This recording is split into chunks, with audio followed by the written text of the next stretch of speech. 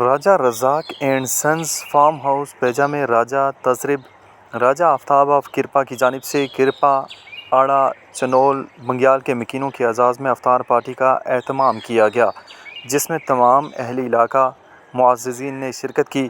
میزبان راجہ تضرب اور راجہ آفتاب کی جانب سے شرکاء کی آمد پر شکریہ ادا کیا گیا۔ عکاسی راجہ ساجد۔